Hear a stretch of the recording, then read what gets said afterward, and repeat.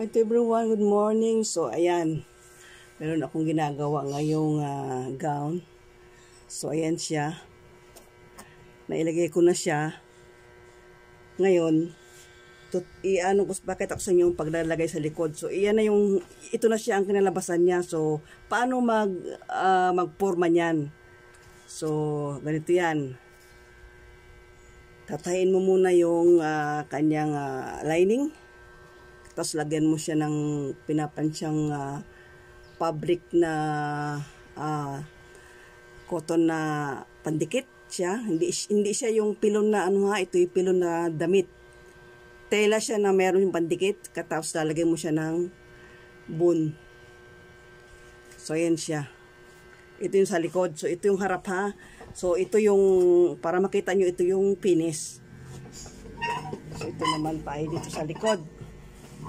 Sa likod tayo, ayan o, ipa-plot natin yan.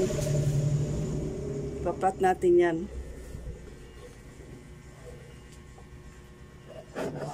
Para makita. Ipa-plot natin yan o. So ayan siya.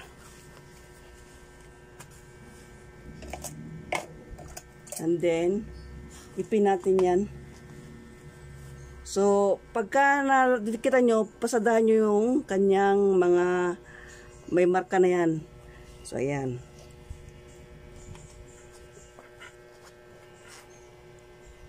Note lang ha, na hindi siya yung banat na banat, no. Ano lang siya, yung yung kunting ganun lang, hindi yung hihilain mong mainam. So, alalay lang. After nyan, yan. Ito na ang isusunod mo. Yan. So, ang gagawin ko siyang bias. Ayan. Dahil ang sobra nito, gagawin ko pa sa mangga. So, kailangan merong sobren. Kapag katinuwid mo, hindi ka magkakaroon ng labis dyan. So, yan siya.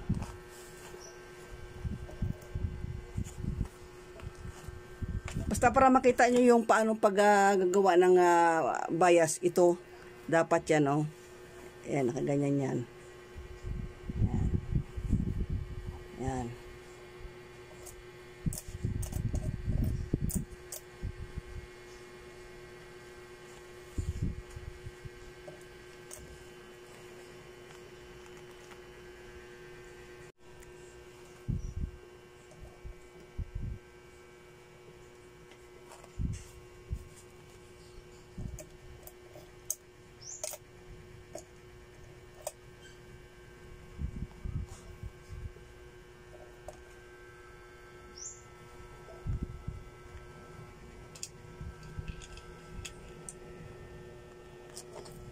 Tapos, saka gupitin.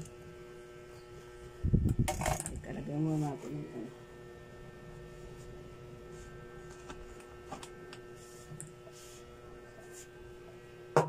So, bago natin gupitin, natin munang pasadahan.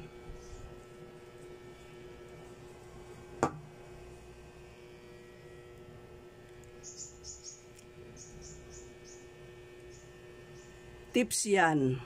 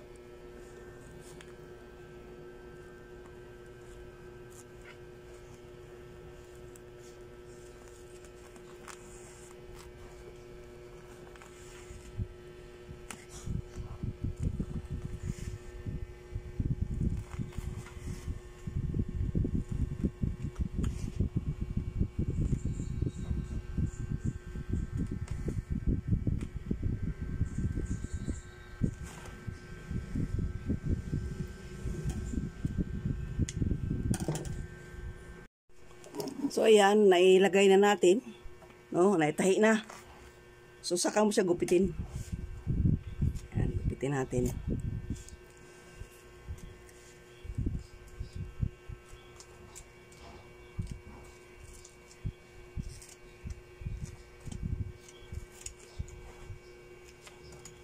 Hindi mo itatahi yan kasama ng tela, kundi itong tela niya, yung lining niya, ay yun ang lagyan mo ng korte, katas ito babayas mo lang siya.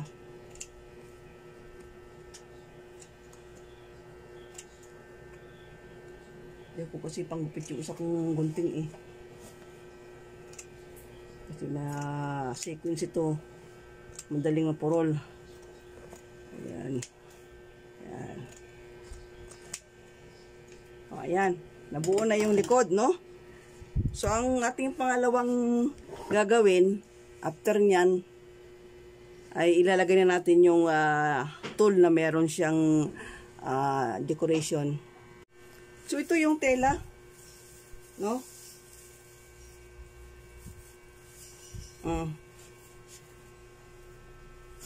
Patuwid yung kanyang tuwid yung kanyang design. So ito yung nilayan niya, yan na. So dito tayo kukuha sa bandang taas dahil ang palda nito ay tuwid na ganyan. Tuwid, ayan yung palda niya. So dito tayo kukuha ngayon sa taas. So ang ating gagawin para mayroon siyang, hindi siya yung ganyan lang. Ayan o. Pwede rin namang ganyan. So, ilagay natin yung ganyan siya. Kahit hindi siya bias. Kaya, ano naman. Yan. Huwag naman siya. So, ilagay mo lang siya. Tapos, gagupit tayo ng bulaklak mamaya. Ilalagay natin dyan. So, yan gagawin natin. Dito. Dito kukuha. Para hindi maksaya ang tela. Ayan. So, ayan siya. Ayan lang natin.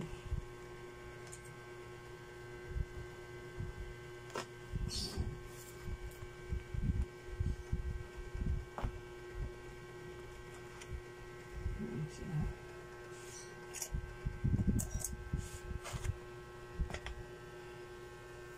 Ito, mamaya gupitin ko, lagay ko sa bayubang yan. Dahil ito, meron lalagyan ng feather yan. So, ibakante lang natin. Ayan.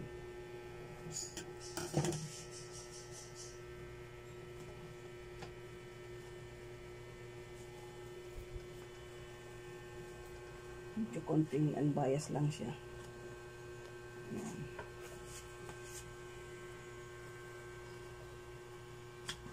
Ayan.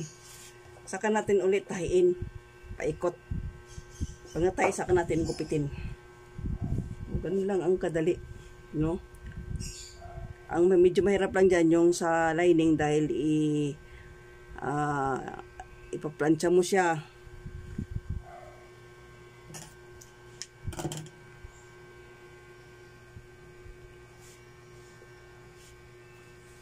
Ganito yung lining niya eh. So ayan, ang lining niya, satin siya na makintab. So, plansahan mo ng pilon na pinapansya na tela.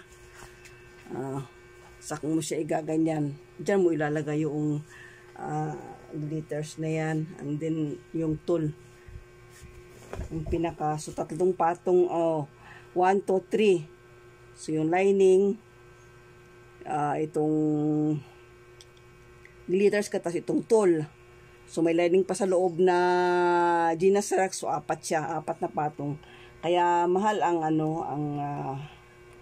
sa gown. Kasi maraming trabaho. At saka, i-design mo. Tulad nito, wala yan, no? Lalagyan natin mamaya ng bulaklak yan. Para may design siya. So, yung bulaklak, tuwid. Di ba? Pababa. Apat taas. Sa baba lang. Parang pinaka-lining, ako niya. So, yan natin.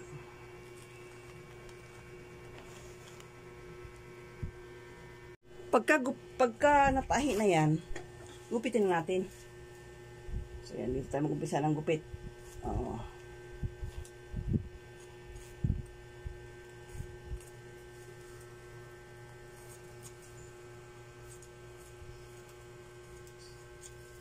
So hindi natin sisirain yan kasi meron maraming useful yung ano, yung pinakakuha niyan. Ayan.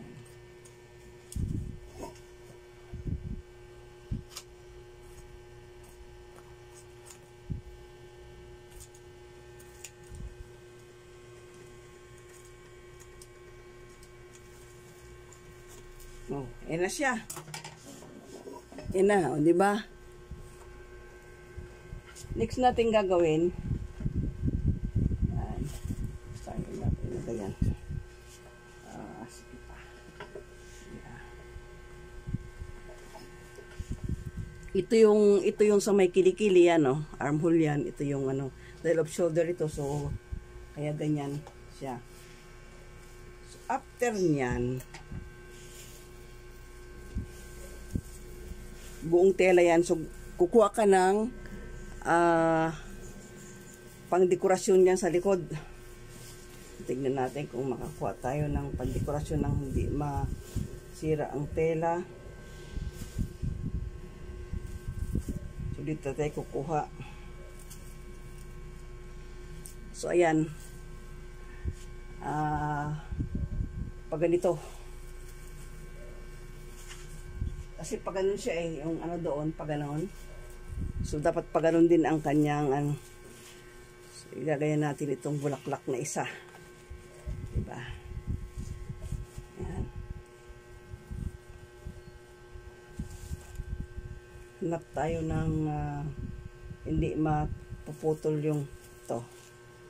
So, ayan, sa gitnang yan. Baba natin kunti dahil doon meron niyang feather eh. So, ayan siya. Yan, sigupitin na natin. Para meron na siya yan. Makikita natin yan.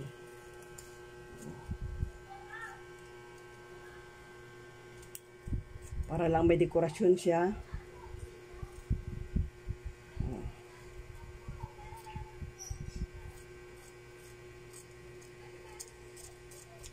Oh, ayan. May bulaklak na siya, di ba? Oh. Meron ng design ang likod. So, ganyan ang paggagawa ng kwan. So, ito naman, pag kinabit mo na yung nilayan, igaganyan mo siya, bago mo siya igaganon. No?